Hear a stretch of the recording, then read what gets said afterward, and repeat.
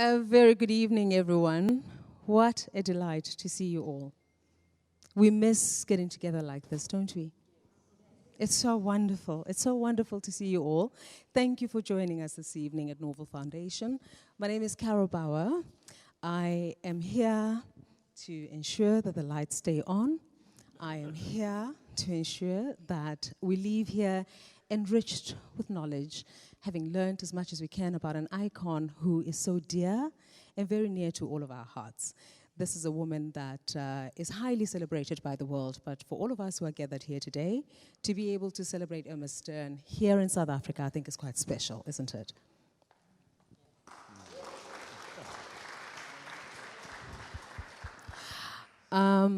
It's going to be an evening of celebration. It's going to be an evening where we're going to reflect on the legacy of this great giant of art in South Africa.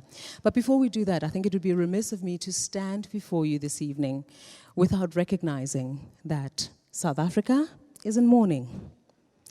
South Africa is mourning a former president, I shall say, who played an important role in transitioning our country into what it is today. For many of us, it isn't quite what we would have liked it to be, but South Africa is a work in progress, and with all of our contributions, the ideal that was achieved in 1994, when we all put pen to paper on the ballot and said that we want to stay here and build a South Africa that will be good for all of our children, no matter where they came from. That was achieved because of the great miracle of transitioning into a post-apartheid South Africa. So put aside what we may think of some of his utterances in his older years, I think that we should take a moment to recognize the demise of former President F.W. de Klerk, who was here, by the way, when I joined the board, who was here to celebrate with us because he was a great supporter of the arts. We have now taken the moment. I shan't give you too much of a moment because I'd like for us to get on with the program.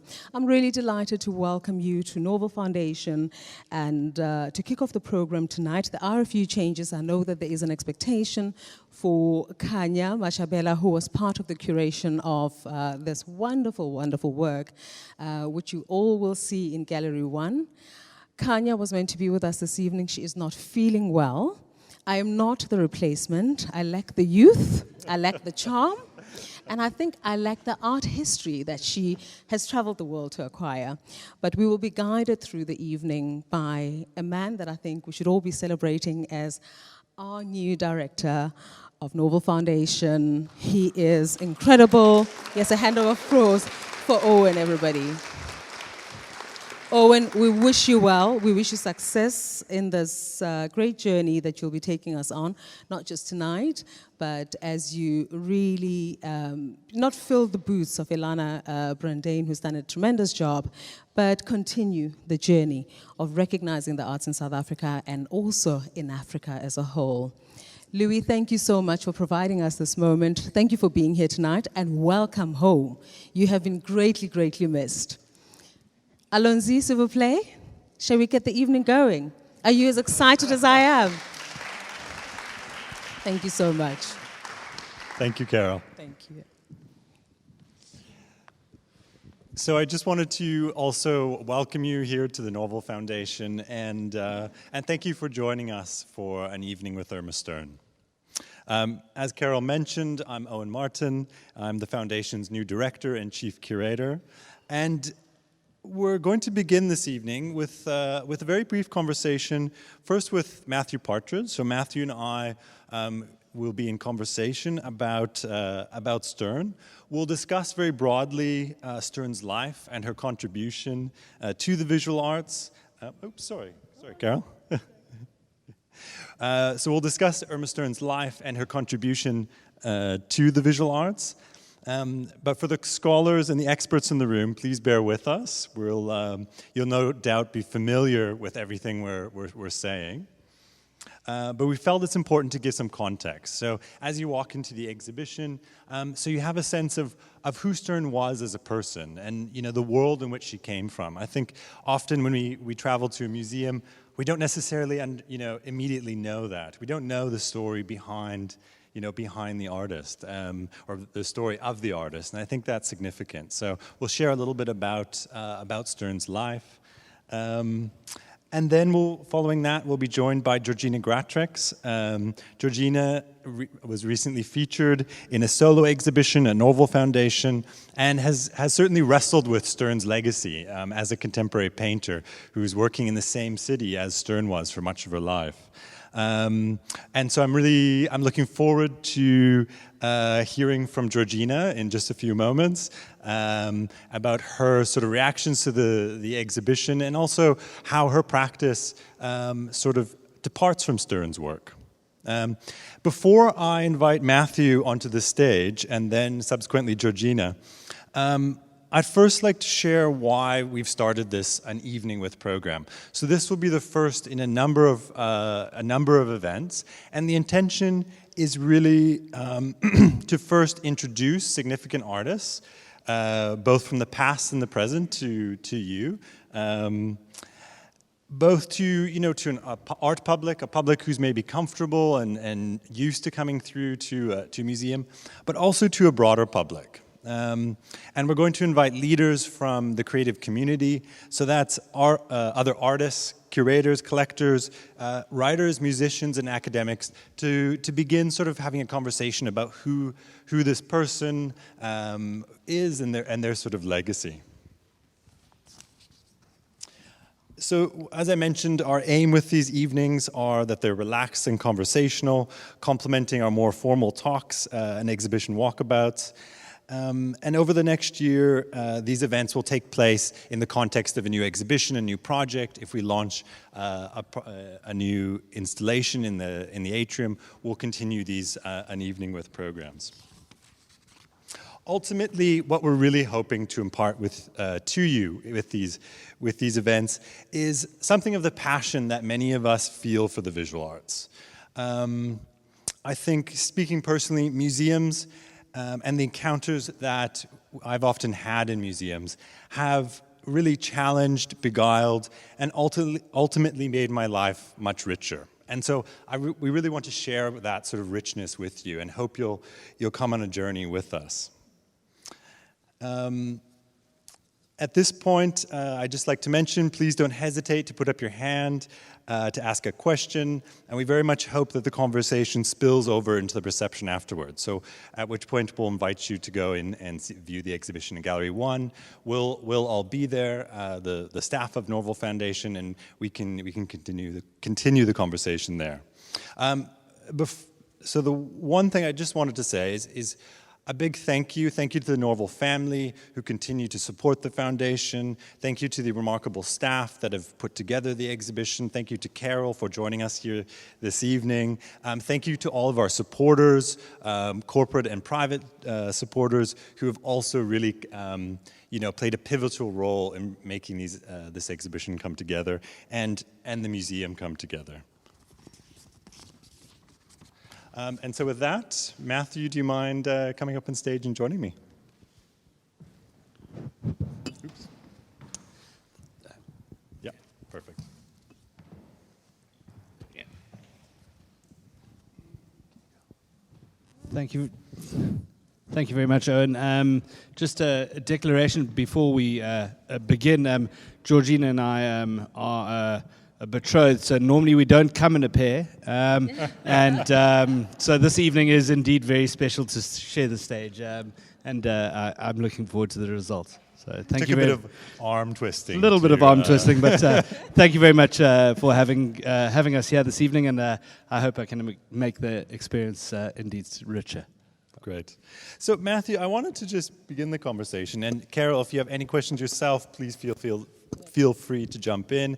But can you tell us where Irma Stern was from? Tell us a little bit, perhaps, of her temperament, how she came to painting. Was it something, was painting something that she stumbled upon, or was she passionate about it from quite a young age? So I think Irma Stern is stands as a geopolitical particularity in many ways. Born at the turn of the century in 1896 to Jewish immigrants in the northern Transvaal in a small town called Schwyz. Irma Stern, I suppose, is at once out of time as she is in time. She represents, I suppose, the culmination of a conflation of worlds, both of the European and indeed of, I suppose, the new world of immigrants into Africa. Fantastic. And you know, the interesting thing with Stern's life is she was very much itinerant, right? She moved from Germany, she moved from South Africa to Germany as a child with her family, and then when she was older, she then studied in Germany with some of the most innovative painters in Europe at the time. Can you tell us a bit more about this period in Stern's life and why she then moved back to South Africa after really starting to build up a remarkable career in Europe?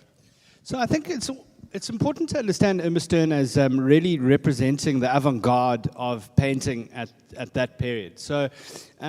And it's important to, I think, look at the opportunities that she had for this sort of cross-continental travel. So the cross-continental travel began, interestingly, in her biography. Her father was actually a Boer sympathizer and was imprisoned by the British in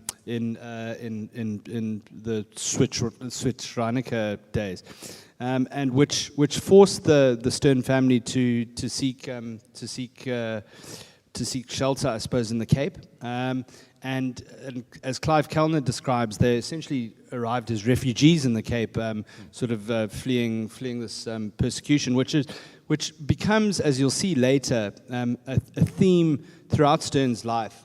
And I think it's, as I said, she becomes this. That's why I sort of use the sort of quite loaded term. She becomes this sort of geopolitical particularity, because constantly through her life she's informed by the broader sort of political and indeed global movements that are happening in the world, and very often in a source of conflict.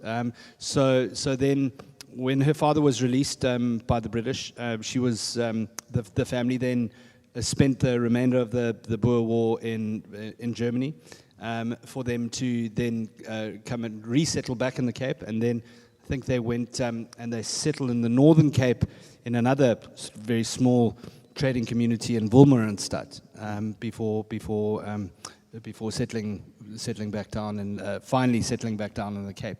But that also importantly didn't I suppose tie Stern down, because she was then had the opportunity to travel to Europe again, back to Germany, and so in her early diaries we actually come across a very bilingual Stern, and many of her early recollections were written in German, and even in then there's a fantastic anecdote about her spelling, because when we look at the translations and you look at the sort of the transcriptions of it, she wasn't very comfortable in English. She was very much in the early part of her life a first person, first language German speaker.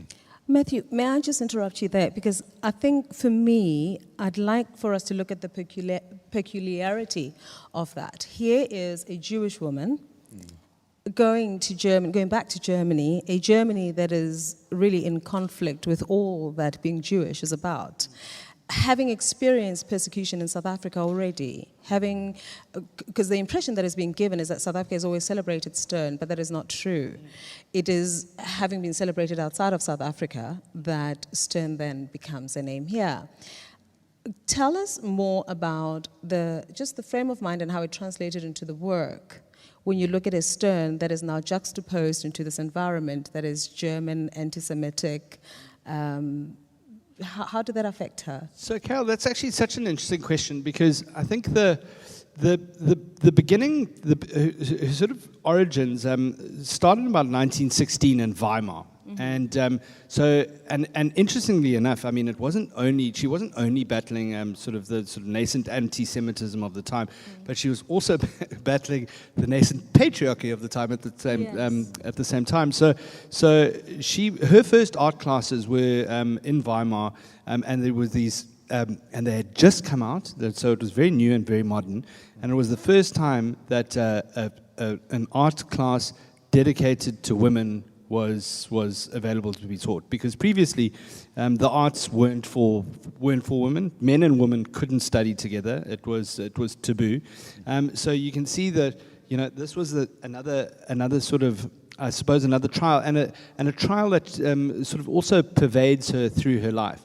So, and I suppose it was this sort of origin story of her education. So she came into contact with some of the great German expressionists of the time, and by 1920 she meets Max Pechstein, who was a major influence for her. But she had also met Kathe Kollwitz and Kirchner, so from the groups of Die Brücke and Die Blaue Raute.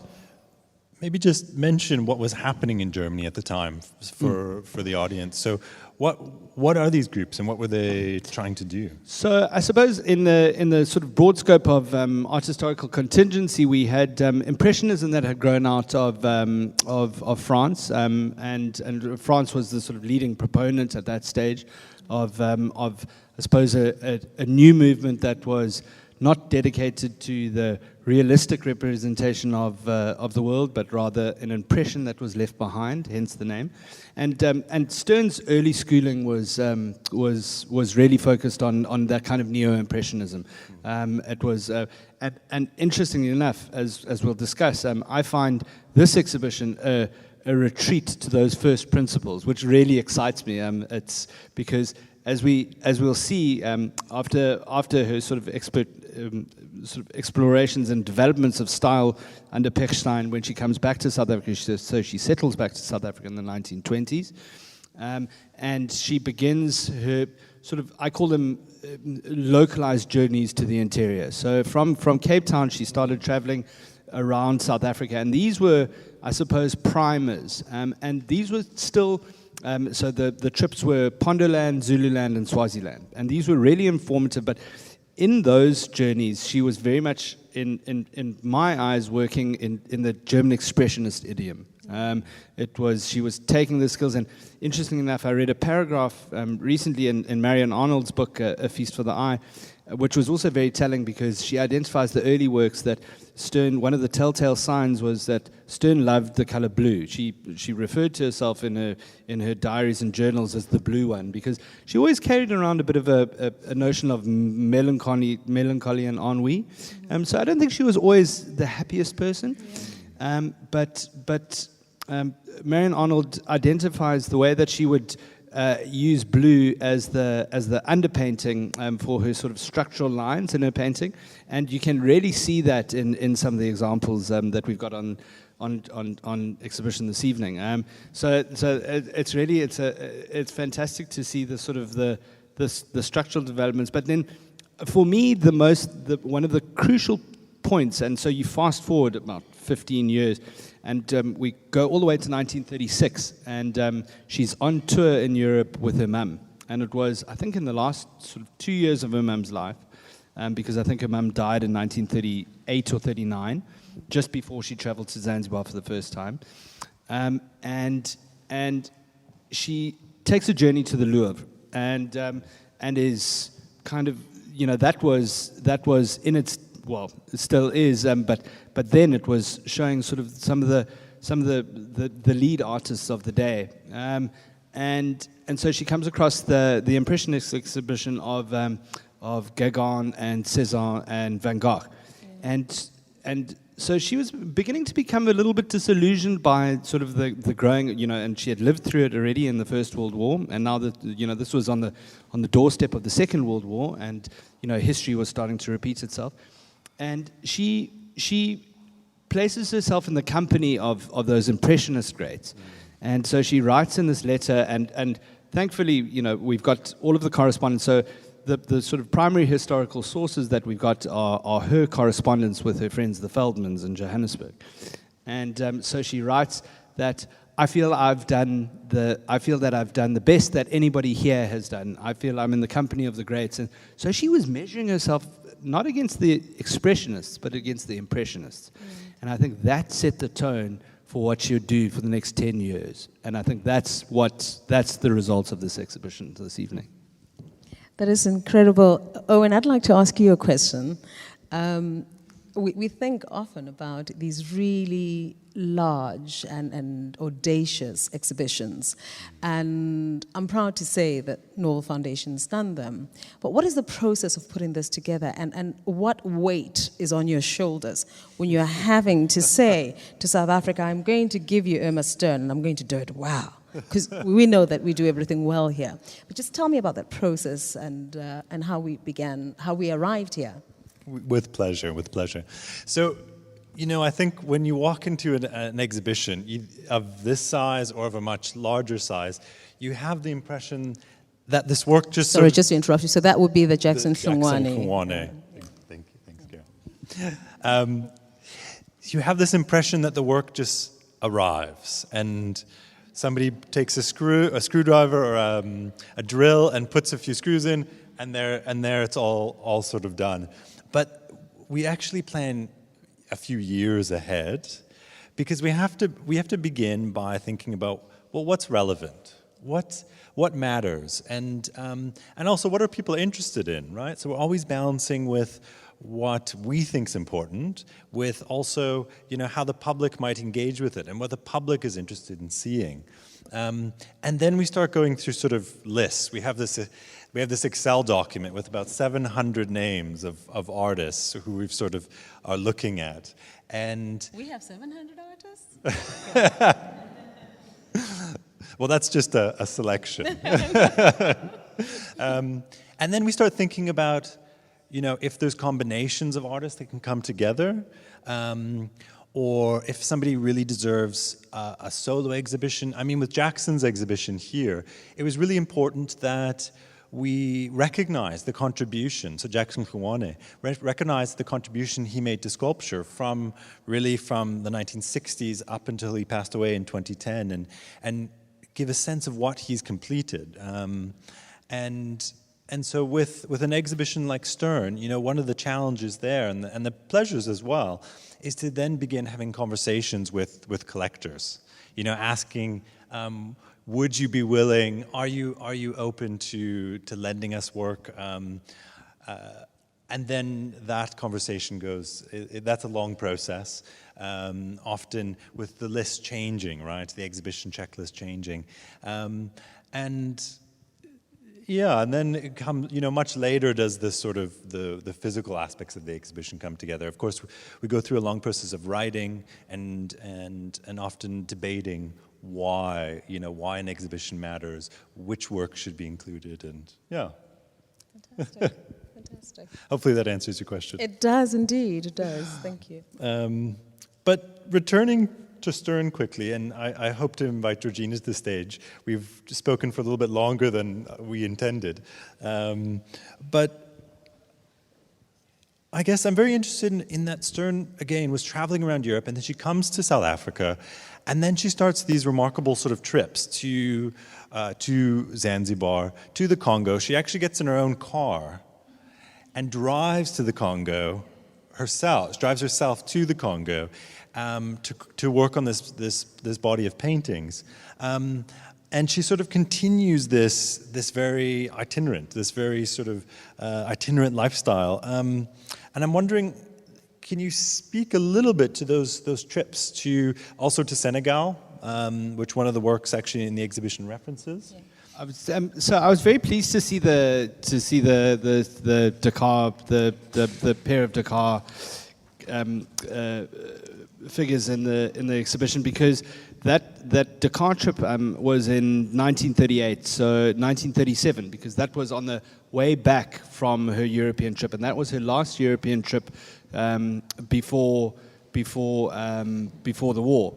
So I think on the first hand, you must understand the African trips, and I call them the African trips, but the journeys to the Swahili coast and to Congo, as being very much a consequence of the World War II, because Stern wasn't being Jewish. She was no longer safe in Europe, and so that avenue wasn't open to her anymore. So she had to seek out new destinations for her travel. But as I mentioned earlier, I think they come off and they can't be understood in isolation. They must be understood in terms of her trips to Swaziland, Pondoland, and Zululand. Zululand, and it's not technically Zululand because there's the Umgababa trips, and Umgababa is on the south coast, not on the north coast.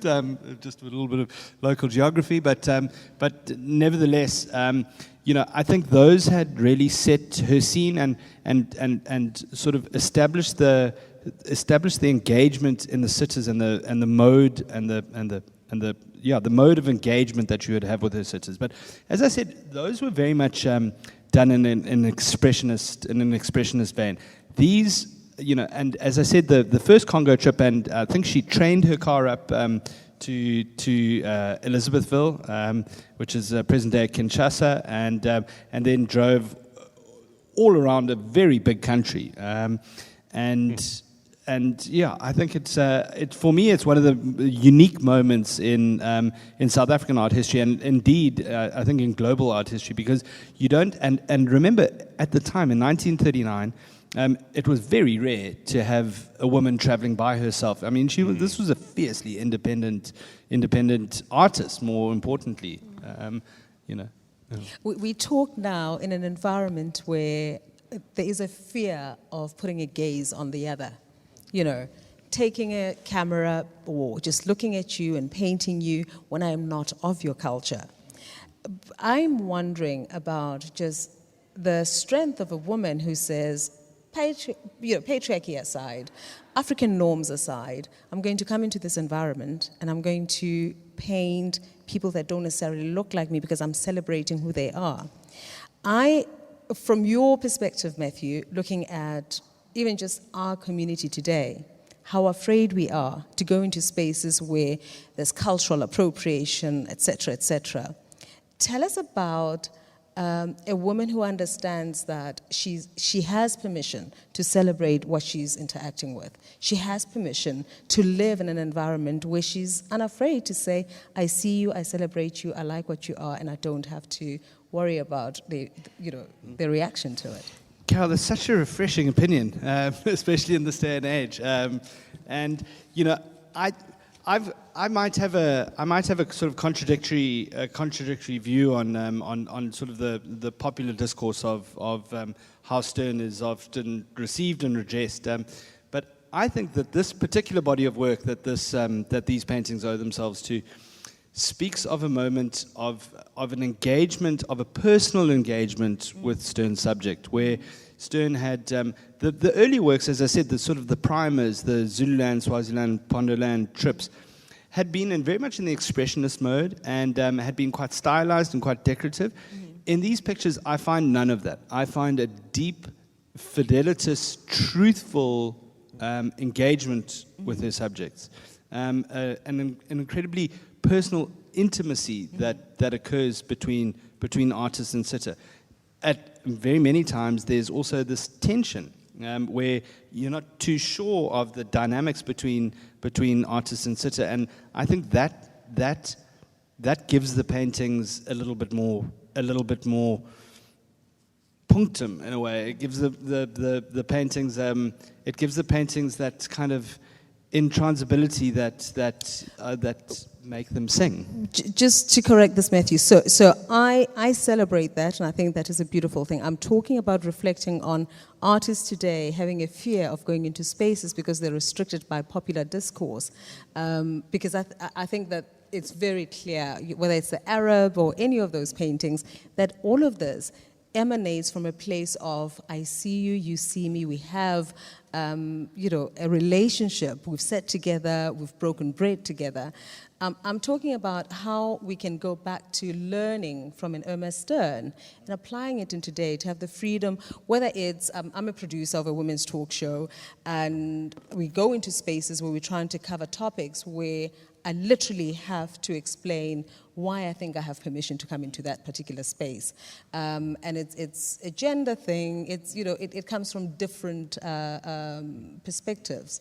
Absolutely. I think, historically, Irma for me, is really an ambassador for that kind of curiosity. And I think, and ultimately, I think great art is driven by a curiosity and a desire to reflect experience and a desire to reflect the intimacy of a relationship. I also think, and I've very often argued in terms of art criticism, that art criticism, the fundamental necessity for successful art criticism is empathy.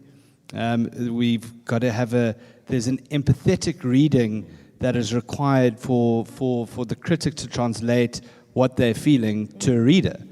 And I think likewise, there's an essential empathy that needs to occur between an artist and a sitter for the subject, for the net result, the what's left over afterwards, to be successful. And as Marcel Duchamp, and it's a bit of a cheesy quotation, but I love to bring it out. But Marcel Duchamp said, "There's no such thing as an unseen masterpiece."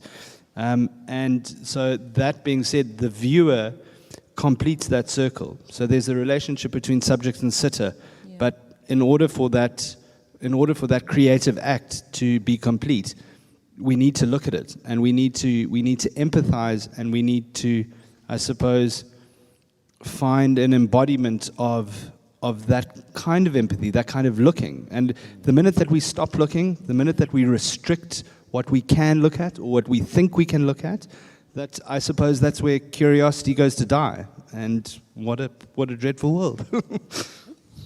With that, shall we invite Georgina onto the stage to join us and speak about her own practice? So we thought, here we go. Oh, perfect. It's already queued up. So we thought, while we're discussing Stern's work, we wanted to invite a painter who has sort of wrestled with that legacy, and to actually discuss more her own work. I feel like I'm hijacking the tea party here, but well, I was finding your conversation very interesting, and so I just actually think we can speed through a few things, and also maybe I think you had some questions in the beginning, but yeah, I think we can speed through a lot of the things and then just I think return to the exhibition at hand and the conversation at hand, which I was really enjoying kind of listening to in the corner as well. So, Georgina, I was wondering, what aspects of Stern's work, so as a contemporary painter and working from this present moment, what aspects of Stern's work do you think are relevant for this contemporary context? Is there anything in her work that resonates with you? Well, I mean, of course, I think you couldn't be, especially a painter working currently in Cape Town. She's got such a looming shadow over our sort of discourse and her practice. And especially for me, I'm also sort of, there are ties. My mother's German, and there's a lot that I link with her. In terms of also being a colorist, her practice, the impasto painting, her sort of technique, I'm a huge admirer of her practice. I was walking around here and you can almost hear, the movement of her brushes, the sort of rhythm. You can hear that like slapping of the palette knife, and there's something so sort of wild and raw and contemporary still about looking at her work, which you don't really get in pictures. You kind of gloss over it and then you see it and it's so fresh. So obviously, yes, I think I'm very lucky to have access to the Irma Stern Museum and to have spent time there. And obviously with Matthew, he doesn't shut up about her. So That's great. Earlier, when we were just sort of sitting down before the presentation, we spoke a little bit about how Stern's work at the time was not, it was not really widely acclaimed, at least initially. She had a lot of pushback from the art world in Cape Town. And I think your work also challenges and pulls us in, but also challenges audiences, and you're carving and in a way leading your own sort of aesthetic sensibility, your sort of own visual sensibility. And I'd love for you to speak a little bit about that. Well, I think we live in a far more giving and a far where it's very difficult to shock anyone, of course, with art, especially with portraiture, which is now, I was reading some of the Irma's reviews she got at the time, and it's kind of hysterical. It's like she is just using this person as a vehicle for her expression. And I'm like, God, heaven forbid, that the artist is trying to express herself. But, there was especially with the portraiture, there was such a thing about a horror of the distortion. And that's what she knew. She was working in the avant-garde and the cutting edge, and in Cape Town especially, in quite conservative circles. So luckily, I don't have any of that sort of, I think with the sort of distortion of my portraits. Although, that be said, I don't know if anyone I've painted has ever liked one of their depictions, so maybe, but that's something altogether, that's another matter. I don't think there's a horror of them or a sort of a misunderstanding, but I don't think my mother loves her portrait, but I think, and we'll come to, there's a section, I think, there's about 5 or 6 portraits I've done of Matthew, and maybe we can ask him if he likes any of his depictions. Well, I think there's one of the interesting points that we came up, and Georgina was doing a little bit of reading, and it's very interesting when we because normally it's a one-way conversation. I'm talking and George is eventually not listening anymore. But in the preparation for this conversation.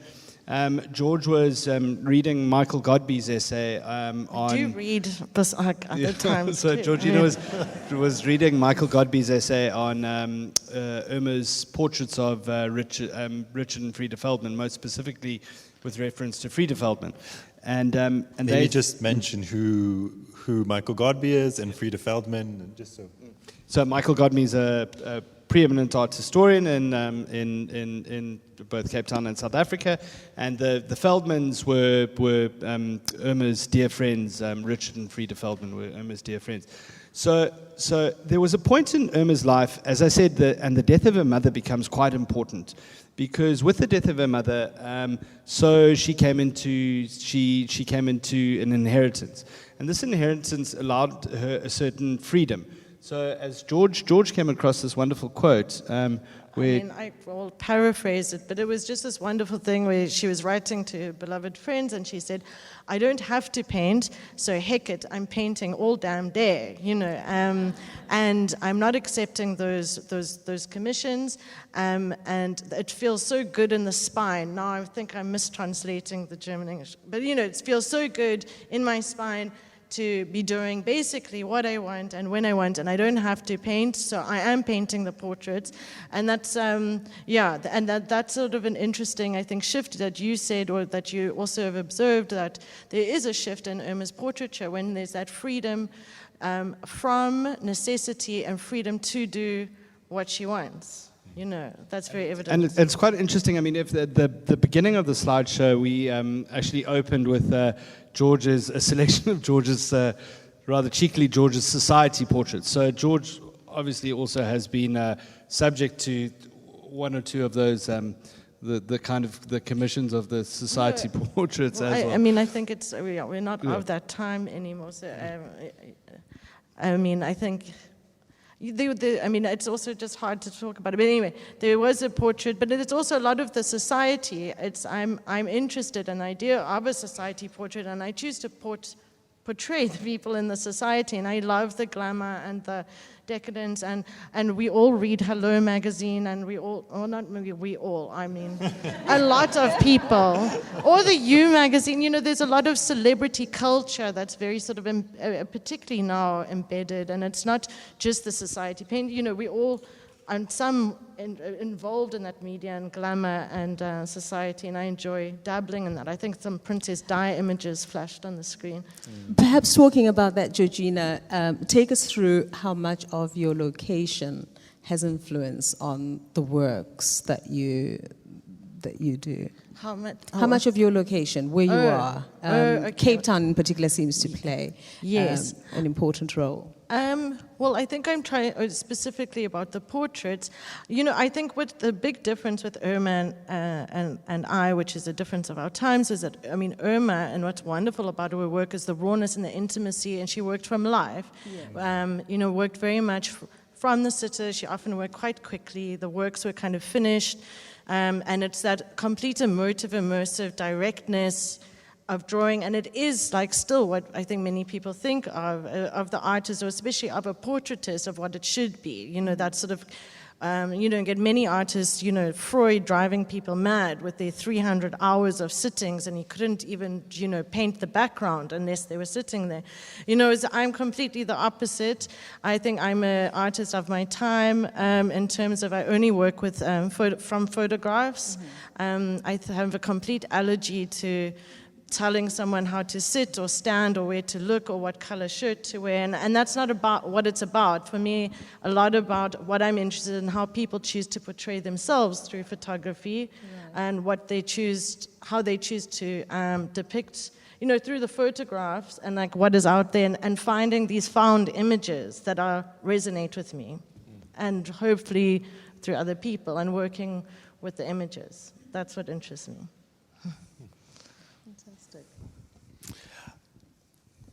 So then I just wanted to mention, so prior to the Stern exhibition, we of course had an exhibition with your own work. And I know you've now had a very brief moment, maybe, or will have a brief moment, to view the show. And what do you think, has your sort of perception of the space and perception of the exhibition now, your own exhibition, has it changed seeing Stern's work? And what, in the same room? Yeah. No, of course, yes. Well, I just got a glimpse of it for 5 minutes, and it is a truly remarkable selection of work. And as I said, I always, well, with most artworks, but specifically with Irma's, it's so wonderful to see it in the flesh. I do like the choice of wall color. I must admit, the one thing about my exhibition, by the end of it, that's sort of off pink white, was beginning to, I was just, you know, I was just like, I just want to see a white wall. But no, it's also such an honor to kind of be sharing and exhibiting the same sort of room, and I'm always feel very fortunate to have that opportunity. Fantastic. I think that's probably a good point to transition the conversation to bring in the collectors.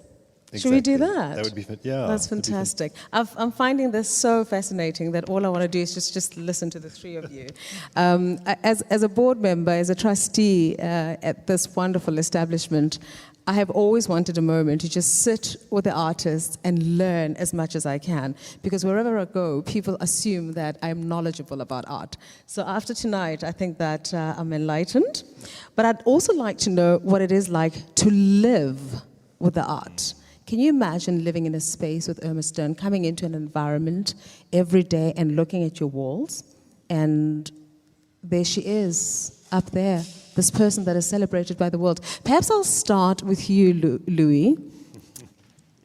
Louis is frowning and saying, why are you picking on me? But I'll start with you, because we're talking about Irma and we're reading about her works, but you've had the great privilege of living with Irma, and now you also get to watch some of your works in this space.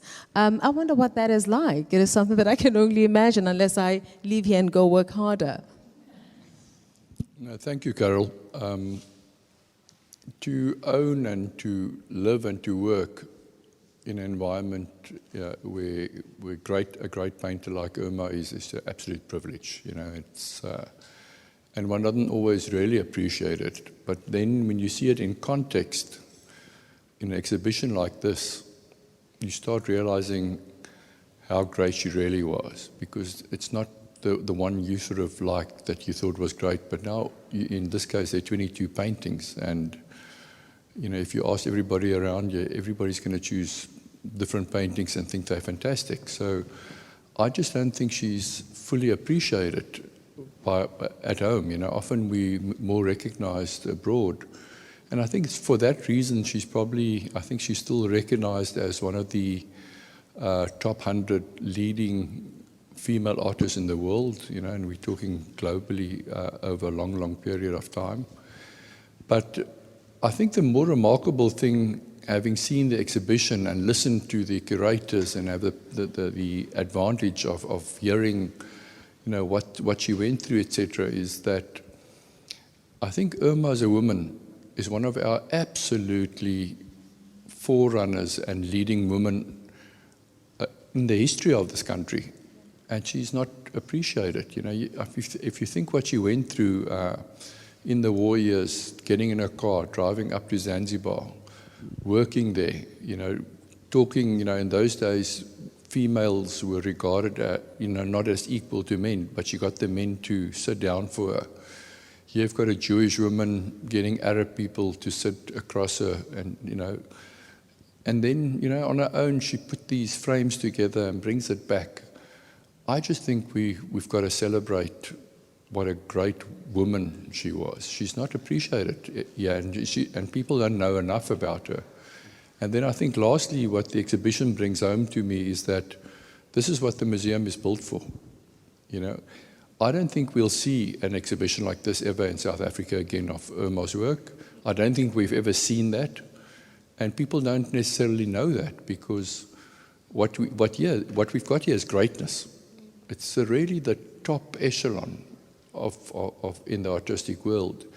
And I think we really should enjoy it. That's really what the museum's for, is for people to come here to enjoy it and to learn and to walk out enriched. And having viewed this exhibition, I just feel enriched. It's fantastic. Thank you.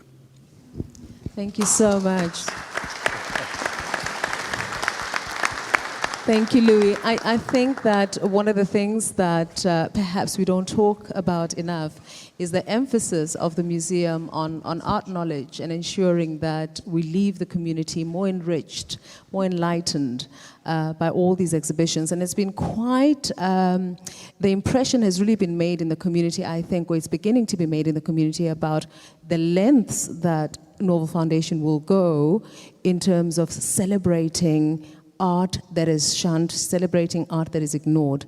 I really would like to commend you for that. I think it is important that we have an exhibition such as this here at this time, especially coming out of a place, COVID has left us all very depressed, so we need to have things that remind us of the greatness of South Africa and what South Africa continues to achieve abroad. It's unfortunate that we have to be reminded by the world of our greatness, but if that's what it takes, let us celebrate what it is that makes us unique, that makes us really get to a point where people talk about how we punch above our weight. So well done to you, well done to the team, and well done to Carol Nell. Yeah. It sounded like me. Yeah. Over to you. So, Owen. Since Veronique, you're sitting right in front, I wanted to ask you, I know that you had a Stern, you owned a Stern, and then painting, and then you actually sold it to start your contemporary collection, which you're very much invested in, and you're very much engaged with contemporary practice now. And I'm wondering about that transition. Do you, after seeing the exhibition, do you miss that work that you had, or has it opened up so many other possibilities that it was well worth it? Hi there, good evening. Every day I regret selling that Stern. I really do. It funded a contemporary art collection, but I wish I hadn't done it. I wish I just kept it and found another way. And funny enough, I stumbled upon that Stern. It was from the Congo period with two beautiful women together, very colorful. And I don't think I even knew who Irma Stern was. I was in my late 20s. I was in Louis Schachet's gallery, and on the floor I saw this sort of hidden was this gorgeous painting. And I said, what's that? Who's that? I've got to have that. And that's actually how I came to acquire that stone. And I put it sort of in a place that I would see it as soon as I came to my house. And every time I went overseas, it was the first thing I'd look at and walk towards. And honestly, I really regret selling it. I feel very, very sad about it. So all I can say, if you ever do own a stone, don't ever sell it. Find a way. Thanks, Veronique. Thank you so much. I think that we'd like to invite questions from the audience as well. I'm sure you have some burning questions that you'd like to ask Matthew or to Georgina as well, whose exhibition I came to see 3 times. That's how incredible it was. Yeah. Any questions from the audience? My name is Claudia Brody, and as some of you will know, I have written not extensively, but in depth about Irma Stern.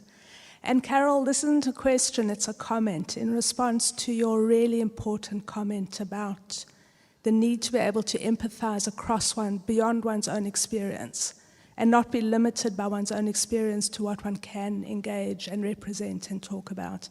And I think that's precisely the lesson of Irma Stern. It's precisely the lesson of COVID, that irrespective of who we are in the world, where we fit in any class structure, in any race category, blah, blah, blah, we are all human and we are all affected by COVID. And Irma Stern's whole point, I believe, and this is what I wrote about, in that moment of Nazism, where her contemporaries and her German expressionist peers in Germany had all been put on the degenerate art exhibition, all been moved out of German culture, many people in concentration camps, etc. What did she do? She took off into darkest Africa to explore precisely the source of culture that had animated modernism. And what was the point of it? It was precisely to uphold the fact of common humanity at a time when internationally that was what the war was about. And I think it's a lesson that we in South Africa have learned the hard way, and I think it's a lesson we have to continue to uphold. So I think your question is exactly the point of this unbelievable exhibition. And Louis, I just have to say thank you so much, because to make this happen, it's world class and it's historic, and we are all really privileged to be here. So thank you.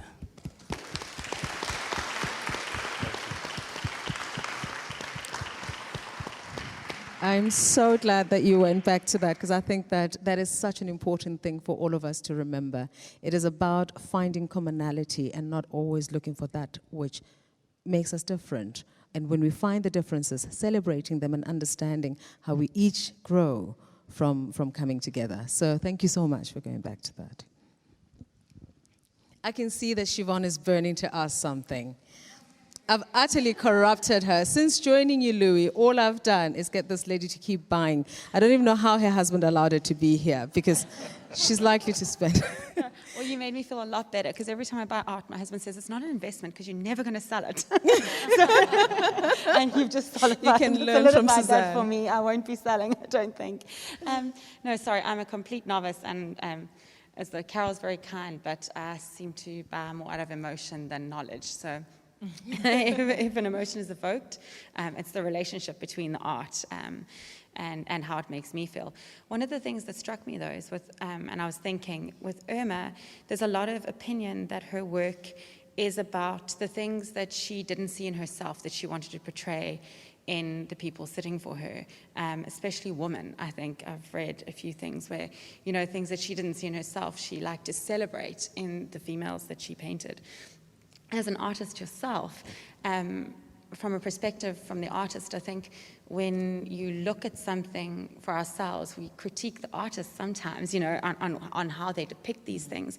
How much of the art is the artist, and the subject, and the balance between those two, and how you evoke what you see in someone else. Because the world around us, I think, these days is based a lot on how we feel ourselves. We kind of get stuck in our own feelings.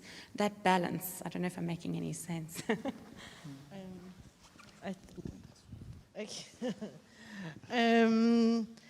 I think the question's really about how do you sort of see beyond yourself, and how do you engage with somebody who's perhaps, but interestingly, it's actually a brilliant point.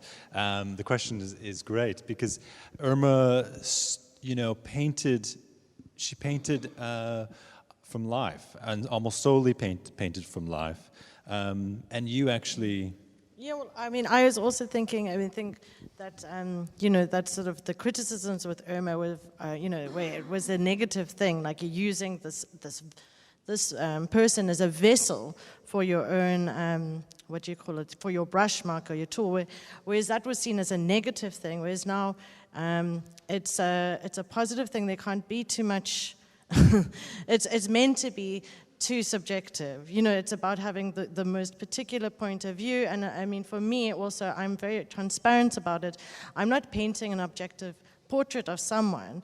I'm painting my relationship towards them, and that's why people are like, the grotesque has so many eyes.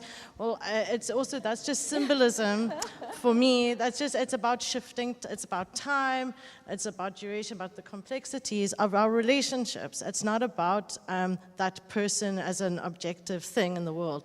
It's very much about me and my understanding, and also the third thing, which is the relationship between people. I'm not sure if I answered that. Lovely. It's been about an hour. Shall we perhaps, it's been a fantastic hour. Thank you, Carol. Thank you, Matthew. Thank you, Georgina. Shall we maybe grab a glass of sparkling wine and have a chance to speak with one another? Sure. Thank you so much for coming out, and thank you for having me. Thanks, Carol.